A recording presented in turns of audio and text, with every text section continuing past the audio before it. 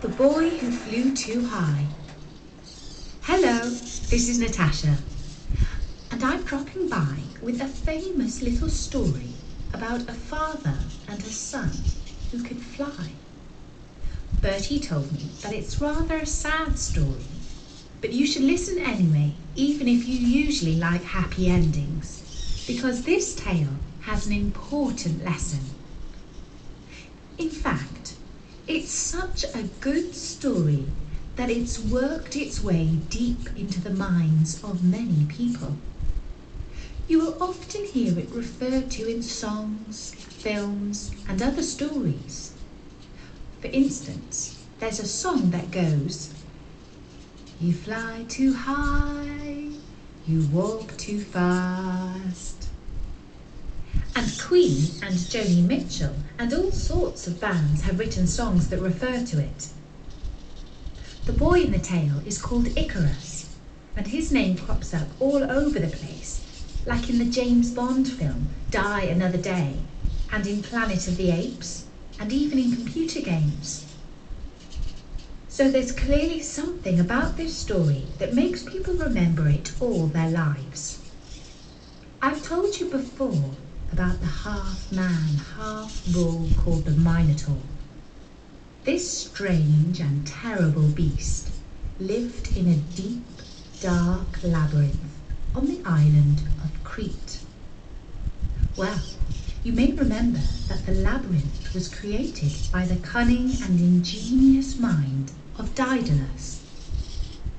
Daedalus was a brilliant architect and inventor. In fact, he was so brilliant that King Minos of Crete did not want to let him go back to his home in Athens. Instead, he kept him as a prisoner. Daedalus lived with his son Iccarus in a tower of the palace, and King Minos made him invent weapons of war that would make his army and navy even more powerful than they already were. Although Daedalus and Iccarus had every comfort that they could ask for, the father longed to return home to Athens. His son hardly remembered his home city, but he too wanted to leave, because he longed to run and play in the open, rather than be in a tower all day.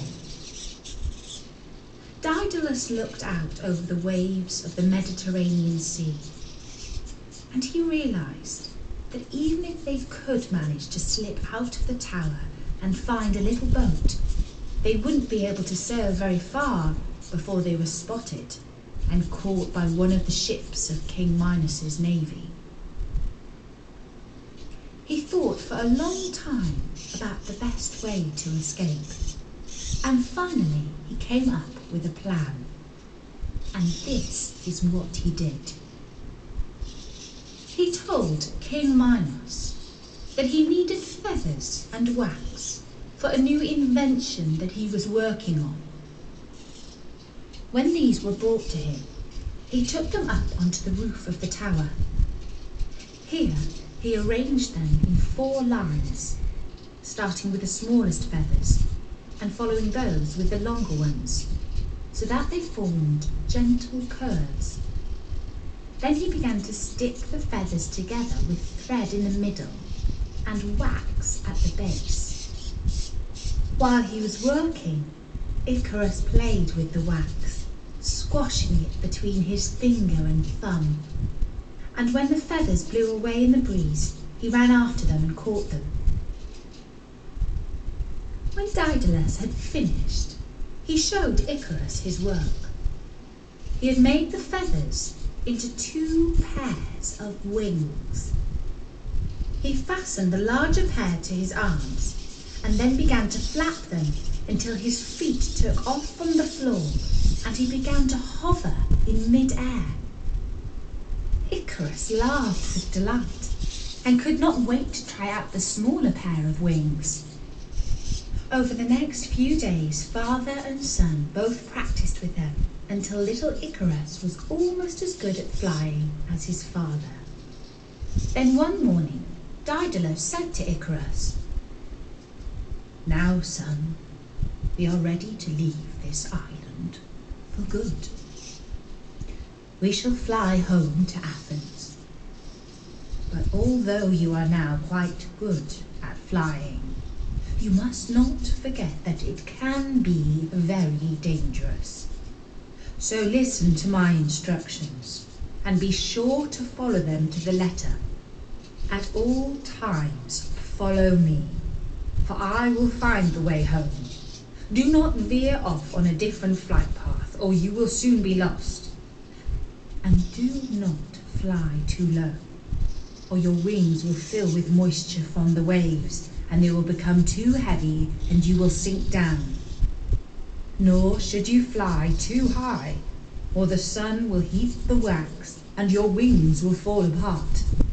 Have you understood all that I have said? Little Iccarus nodded to show his father that he had understood. And then Daedalus led his son up onto the battlements of the tower, and like a bird leading her fledglings from the nest for the first time, he jumped into mid-air and flapped his wings, and Iccarus followed soon after. If a fisherman or a shepherd had looked up just then, he would have seen two very unusual birds hovering above the waves. No doubt he would have thought that they had caught sight of two winged gods. For who could ever have believed that a mortal father and son had mastered the art of flight? Over the seas they flew, and at first Iccarus felt frightened, for he had never ventured very far in his practice flights. But soon he found that he was really good at flying.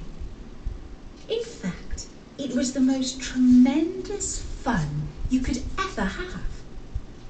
He began to swoop up and down with the seagulls. Wow, it was amazing. His father turned round and called, "Iccarus, take care." And for a while after that, Iccarus obeyed his father and flapped along behind him. But then his wings caught a warm air current, and he found that he could soar along and upwards almost without any effort. This was the life. He was floating ever so high above the waves, and the ships down below were like tiny little specks. His father called up to him, "Iccarus, remember what I told you. Come down right now." But Iccarus could not hear, and his father could not catch up with him. Iccarus was way too close to the sun, and soon the wax that held the feathers together began to melt. Gradually his wings began to lose their shape, and some of the feathers even began to fall off. Iccarus flapped his arms frantically, but it was too late. He had lost the power of flight, and down he plunged into the sea. And that's the story of the boy who flew too high. Bertie says it's good to aim high, but it's also important not to lose your head with success and overreach yourself. I hope you enjoyed the story, and don't forget, there are loads more that you can find on storynori.com and on our iTunes page. If you like Story Nori, please tell all your friends about it. For now, from me, Natasha, bye bye!